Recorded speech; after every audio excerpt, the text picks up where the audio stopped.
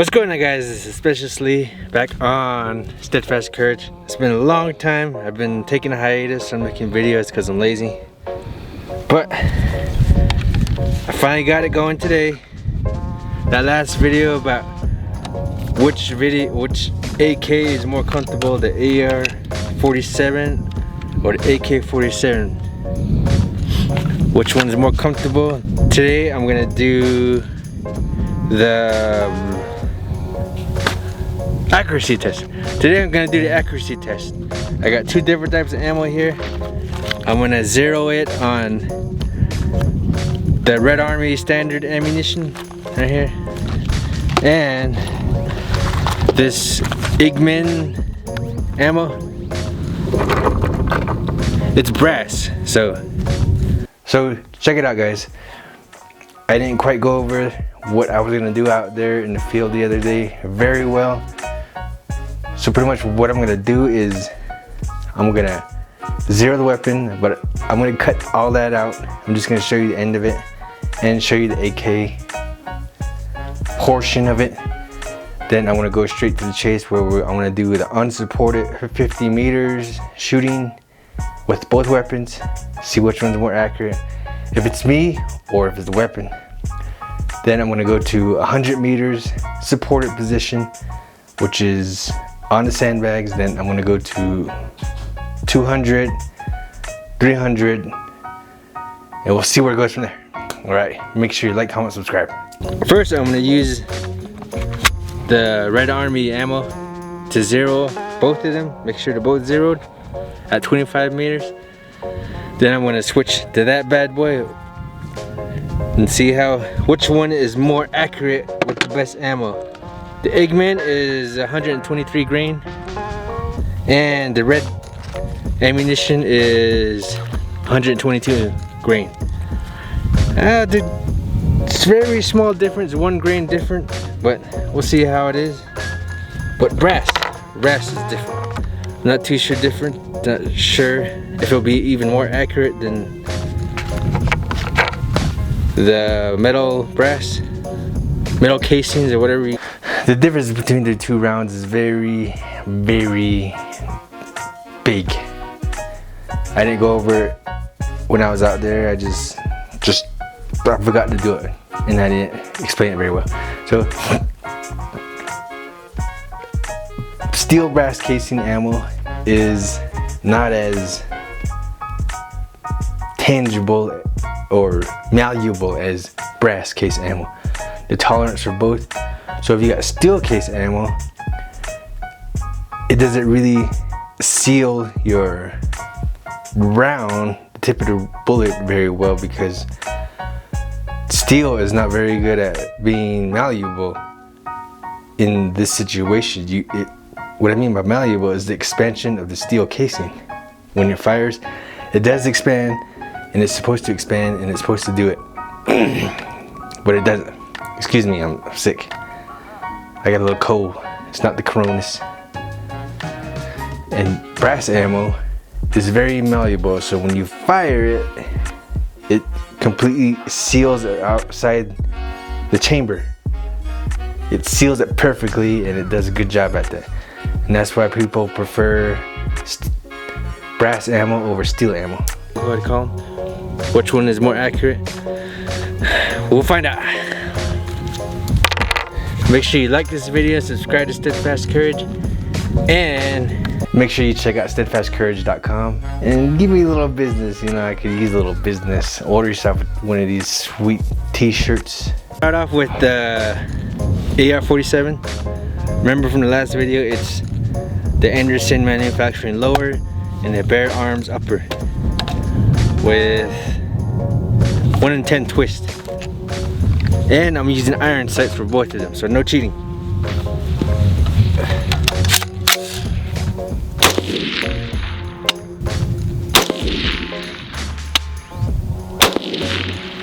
Yeah, I don't know where the third one. I think the third one hit right there.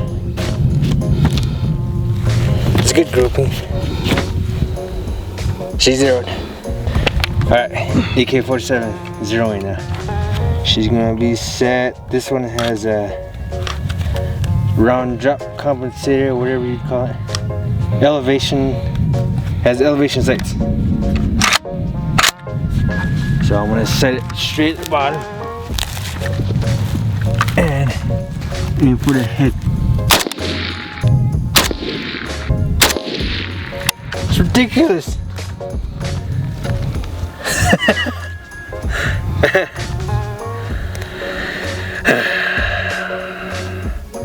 What to use a different one now? Because I can't.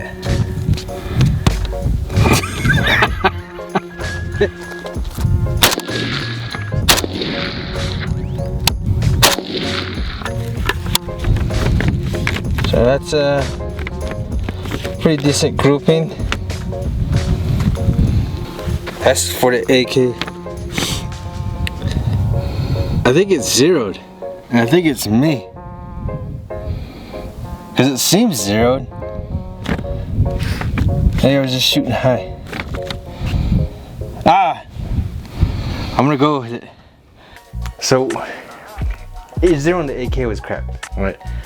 We had about a 2.5 inch discrepancy on the groupage of the weapon, so the results weren't very good.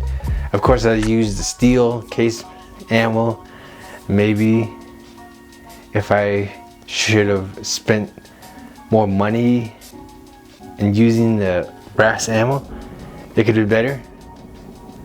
But the results of the AR-47 were astronomically better. So it's not very good for the AK-47. The grouping was like, you saw it in the video. It's, I'm gonna try it one more time. It seems zeroed, but I'm gonna try the Eggman ammo, the 123 grain ammo, made from Bosnia, and it's brass, not steel, like the Red Army, like the Red Army one. What I have problems with this AK is my sight picture. Right here. It's hard to keep sight picture the same. Maybe it's just me.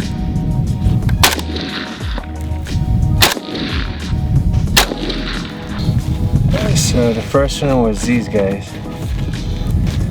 Second one is these ones.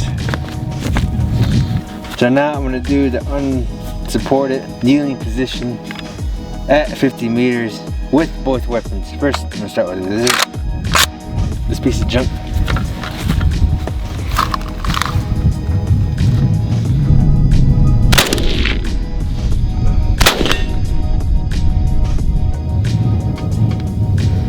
I hit it. The Eggman ammo, 123 grain. Got one extra grainage.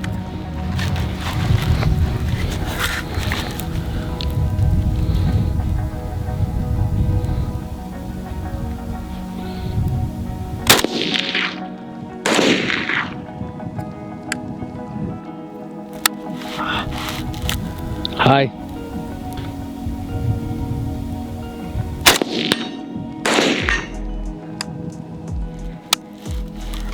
Okay, hit. That was a hit. One miss and one hit at 100 meters. Damn, that's terrible. Alright, 200 meters with the AK.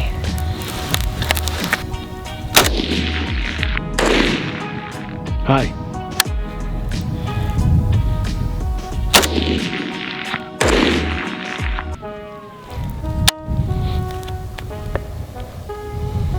Well, that was a nice try. I don't think I get hit anything after. I don't think I should try for the 300 if I can't touch.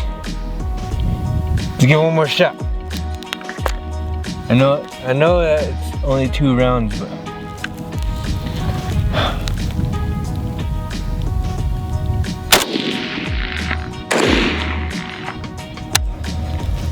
hi.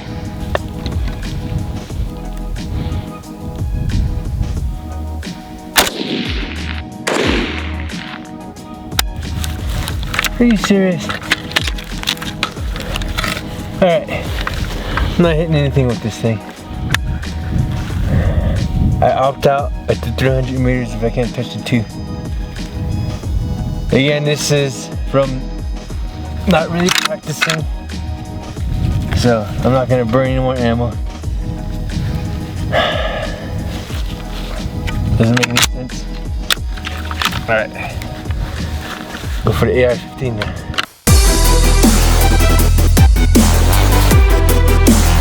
Now the AR-47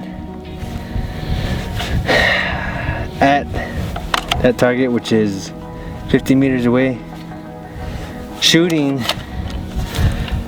the Igman ammo steel. All my long distance shooting has been done with the brass ammo, not the Russian ammo. Well,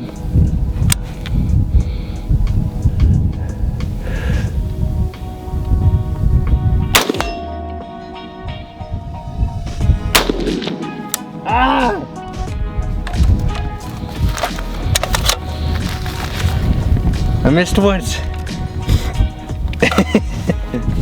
But that was my fault. So I hit the target, looks like I hit center mass. So I got really bad results with the AK-47. Now, same thing, 100 meters, 2 rounds. This target's gonna be smaller than the silhouette target, so let's see what happens in 2 rounds at the 200 meter ones, and let's see if I hit the 200 meter ones with iron sights.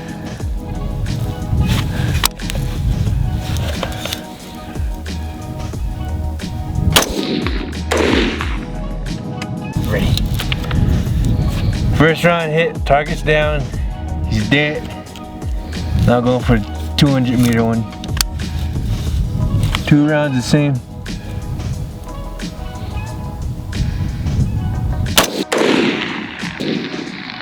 Hi.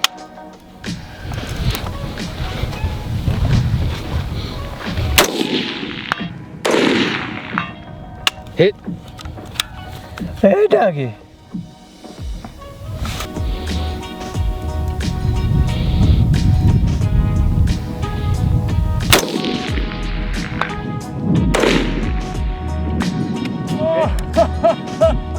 Oh.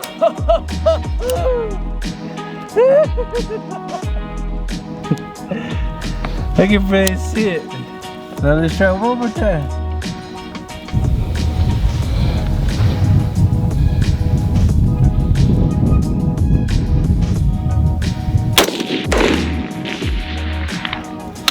Yeah.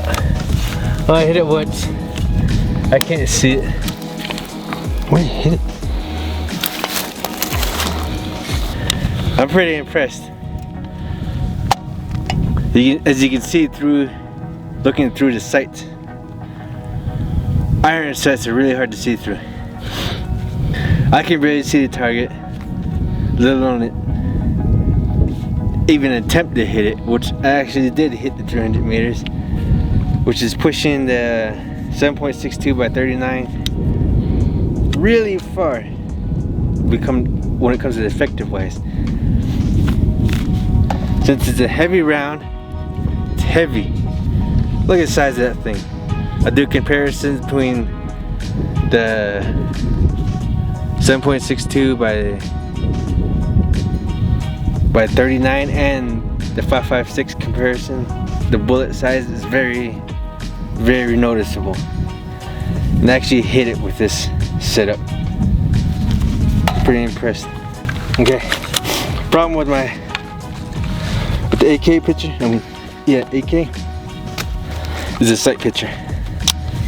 What I mean by sight picture is, focus on me, is where you're gonna place your nose to maintain the same sight picture every time.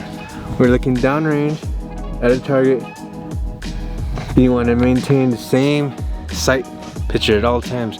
What I do is put your nose right in the charging handle of the AR-15, just like that. Every time, make sure your nose is touching the exact same way. If you practice and train enough, you'll figure it out. I'm sure if I practice and train on this AK-47 enough, I waste a lot of ammo, I can get this one down. The sight picture is really hard to maintain because I'm not used to it. I had a lot of training on this platform right here, which, we'll be honest, is kind of cheating when it comes down to this platform, this weapon system. But it shouldn't be very different. Like, for example, looking down the sight of a scope, I can hit on a 6.5 Creedmoor. I can hit that target every time, the same spot all the time, no problemo. And I can hit that target too. And my brother can hit the target, no problem. And different individuals. Different individuals, as long as you, well, that's a scope.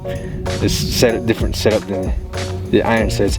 This is 0 to me. So if my brother picks this up and uses it, unless he maintains the same sight picture as me, like that, he'll be able to use it. But if he doesn't, he has to re-zero it. The same. This one, I'm the only one that's ever touched it. It's 0 to me. I've zeroed this in the past, but it doesn't seem like it. I don't like it. I know I've hit targets at 50 meters really good. You saw the video and the results. I couldn't hit anything past 100 meters with this thing. The tolerance, so I did a little bit of research, okay? A little bit of research. Like, thank my dad for helping me with the research. Thanks, Dad. So, problem with this weapon is that this very weapon is that the tolerance for the chamber isn't up to snuff with accurate shooting, long distance shooting. And to try to make it go out to that range is almost impossible.